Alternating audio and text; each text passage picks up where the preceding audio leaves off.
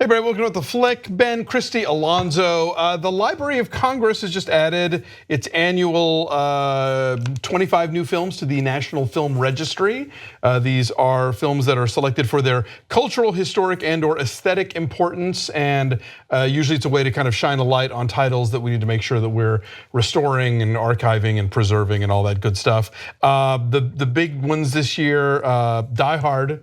Die Hard made the list. It's a Christmas movie. Are you aware of that? Yeah, had you heard? I got an argument on Twitter yesterday because I said, I described it as the definitive Christmas movie, and promoting the two movies that TCM had on last night, Ace in the Hole and that we curated. There were, I think, 4 on overall, but we did Ace in the Hole and Wanda last night, in addition to a documentary about the National Film Registry. But I just said the Die Hard is the definitive Christmas movie, and somebody was like, could you stop calling it the definitive? It's embarrassing. Oh my God. Like, hey, well, it's funny, there was somebody on Twitter who's like, his entire account was devoted to getting Die Hard onto the National Film Registry. So is that right? And he hasn't posted congrats, he hasn't posted in like a year. I'm like, dude, this is your victory lap. Right. Enjoy your moment. Yeah. It's but amazing also the ones that are on here that you think would have already been on here, like Spartacus, like Ace in the Hole, movies that you would expect would be on there. And then there are some that are total surprises to me, like Goonies.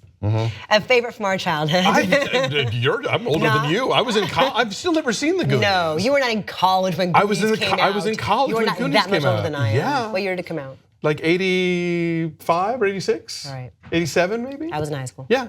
All right, maybe you were in college. I would have thought earlier. I would have, yeah. Yeah. So just running down the list here, La Bamba, Only Angels Have Wings, a great Howard Hawks movie. Elia Kazan's Gentleman's Agreement, Stanley Kramer's Guess Who's Coming to Dinner. Both of those are like more interesting as time capsules, I think, than movies, but whatever.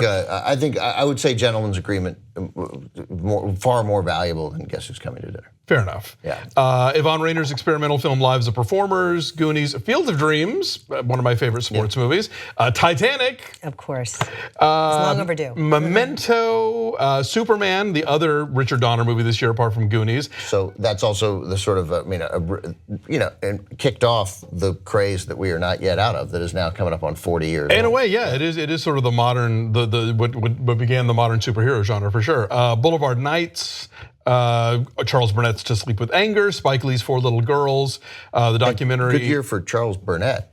Yeah, he just got an honorary Oscar too. Got a governor's award. Yes. Absolutely. Let's see. The documentaries Thelonious Monk Straight No Chaser and With the Abraham Lincoln Brigade in Spain. A student documentary from 1976 called Time and Dreams about 2 racially divided societies in Alabama. Wanda, as you mentioned, from Barbara Loden. Disney's Dumbo, a propaganda short from 1918 called The Sinking of the Lusitania. The Lon Chaney drama He Who Gets Slapped. It's a good Lon Chaney. Yeah. You mentioned Four Little Girls? Yes. Yeah, so, who chooses these? I mean, Library of Congress, duh, but like how?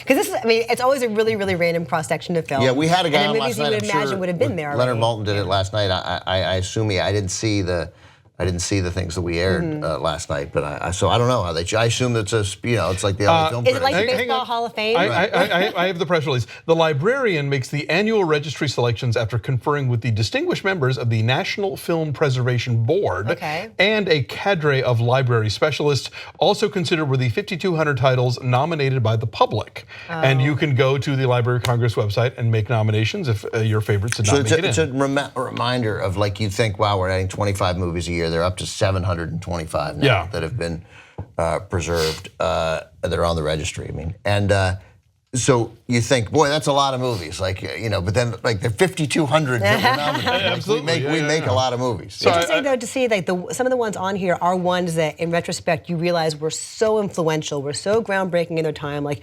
Memento. Sure. The first Christopher Nolan movie, narratively. Second, no? actually. Second, is it second? Yes. Following, I think, is his first. Anyway, but like groundbreaking narratively, it has been infinitely copied. Totally. Dumbo is a movie we all look back on. It's just like destroying us as children. Superman the motion picture, as you point out, with a movie rather, as you point out, is an early superhero movie. And Christopher Reeve, and that's written by Tom Mankiewicz. But also, indeed, of course, yeah. But and like Die Hard, I know it is time. I just watched Die Hard again yesterday, and I was looking back at reviews and people like Roger Ebert didn't like it. Oh, Richard yeah, Stigl didn't Pauline like Kael it. was And not. now in time, it's like, oh, Die Hard is like the definitive quintessential Bruce Willis action movie. Yeah. What's interesting about this list also is you've got your Goonies and your Titanic, but also like Fuentes Family Home Movies Collection.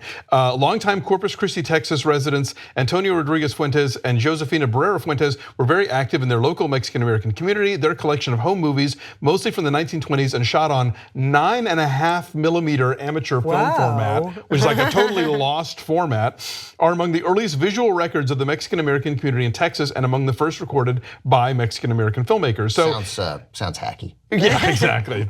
Seen it before. No, so you know that's what's so cool about archival stuff is you know I've worked with Outfest and we have the Outfest UCLA Legacy Project with the UCLA archives, and so yeah, it's all about preserving feature films, but it's also about preserving these sort of like home movies that were shot in San Francisco lesbian bar in the 1950s, or it's about cable access shows from the 1980s that are on 3/4-inch video cassette or whatever. Like this stuff is all important. Interior New York subway, 14th Street to 42nd Street.